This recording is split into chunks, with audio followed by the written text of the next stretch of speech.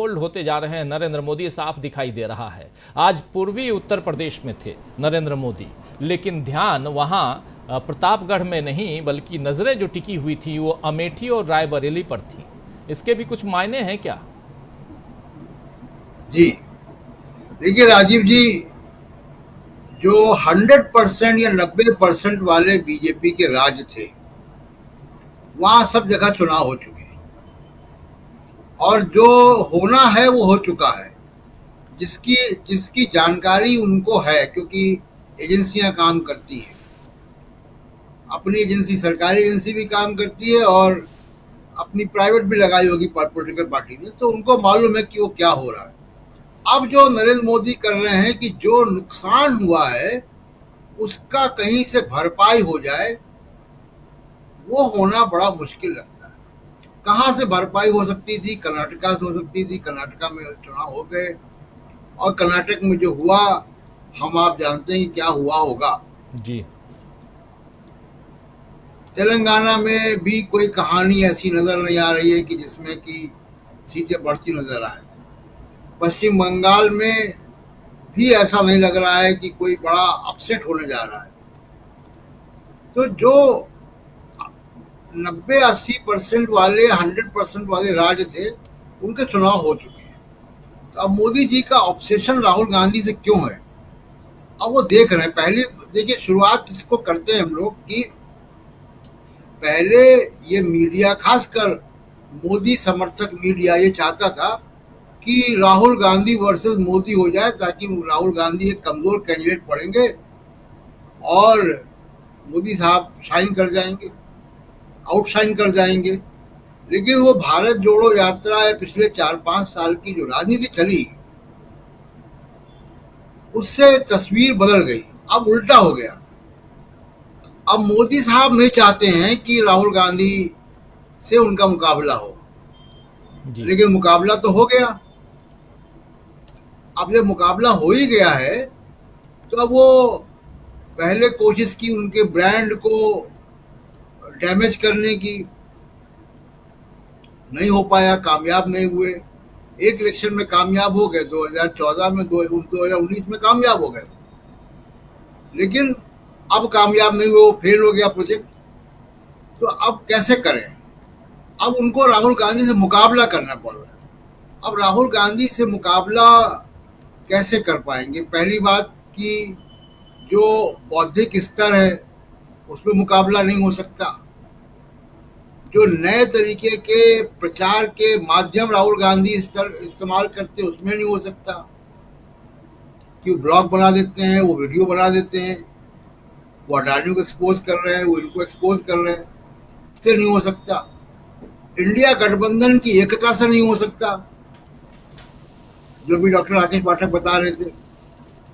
तो तमाम मुकाबलों में वो है नहीं मामला। और हिंदू मुसलमान कार्ड अब उतना नहीं चल रहा है जितना कि इनको उम्मीद थी। राम मंदिर कार्ड नहीं चल रहा है। और राम मंदिर के बारे में बता दूं राजीव जी, मैं तो अयोध्या होकर भी आया था जी। और मैं उसी इलाके का हूँ। देखिए, राम मंदिर जो अब बना है वो दिल्ली के अक्षरधाम मंदिर जैसा ही हो जाएगा। एक दर्शनीय टूरिस्ट प्लेस, लोग जाएंगे वहां पे, लेकिन वो चुनाव को प्रभावित कर पाएगा, ये अब मुश्किल है। जी। तो वो एक नया मंदिर जो है, वो आप देखते होंगे ना कि कोई भी जब कोई मंदिर के बारे में बात करता है तो हमेशा कहता है प्राचीन मंदिर, शंकर भगवान का प्राचीन मंदिर, हनुमान जी का प्राचीन मंदिर। जी। उसको प्राचीन मंदिर नहीं कह सकते। आज भी मेरी अयोध्या बात होती रहती है, आज भी। और हमारे दर्शकों में से कोई अयोध्या का होगा, वो बताएगा, आज भी हनुमानगढ़ी के मंदिर में ज्यादा लोग जाते हैं,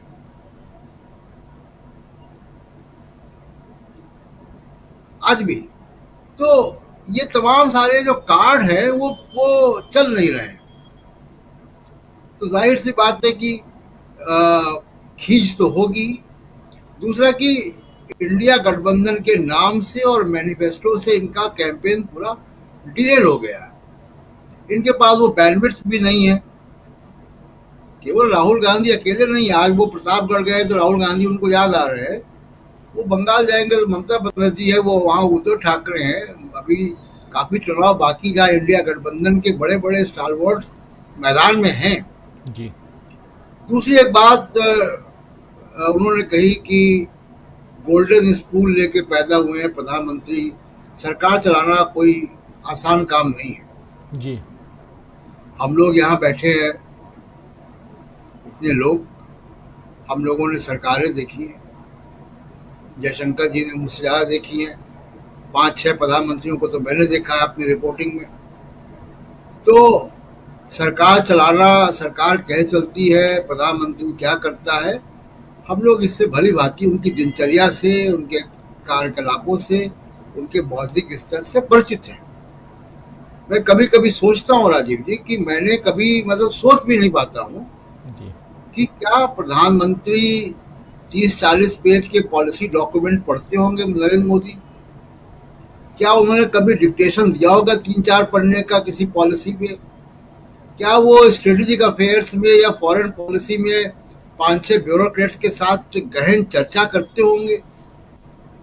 क्या कभी उनके भाषणों में किसी किताब का या किसी विचारक का चर्चा आई, जिक्र आया? कभी कभी कोई ऐसा व्याख्यान याद आता है कि उन्होंने दिया हो जो कि बड़ा याद रखा जाए किसी यूनिवर्सिटी में, कहीं और? तो ऐसा, ये इसकी खोज, इसकी रिसर्च की आवश्यकता है इस बारे में। मुझे संज्ञान में नहीं आया। मुझे मनमोहन सिंह के कैबिनेट के लोग बताते थे राजीव जी कि Manmohan Singh power point presentation देखते थे, दिन भर फाइलें पढ़ते थे, फाइलों में नोटिंग उनकी बड़ी सख्त होती थी, मिनिस्टर्स की हालत खराब होती थी। कई मिनिस्टर तो कहते थे कि जो हेडमास्टर है वो। जी नरेंद्र मोदी से मिलकर आए हुए लोग कभी ये नहीं बताते मुझे। उनके व्यक्तित्व की चर्चा करेंगे, बड़ा और मिल गए और भगवान और भक्त वाला जो पूरा, लेकिन ऐसी कोई बात उन्होंने कर दी हो, ऐसी कोई नई बौद्धिक चर्चा की हो किसी से, ऐसा लोग बता नहीं पाते हैं।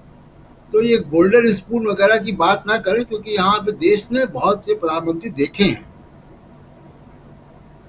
और बिल्कुल सही बात प्रधानमंत्रियों है। का कार्यकलाप क्या होता है वो भी जानते हैं, और इनका अभी तक सामने आया नहीं है। मेरी शिनाख्त में नहीं आया कि ऐसा भी करते हो जैसा बाकी प्रधानमंत्री करते थे। राजीव जी, बिल्कुल सही आप कह रहे हैं, बाकी प्रधानमंत्री जो कुछ करते थे देश चलाना, बिल्कुल प्रधानमंत्री नरेंद्र मोदी ने भी बहुत सही कहा है कि देश चलाना बहुत आपने आसान पिछले नहीं है, लेकिन प्रधानमंत्रियों के क्या साथ प्रधानमंत्री यात्राएं नरेंद्र की मोदी पिछले 10 साल में देश बहुत आराम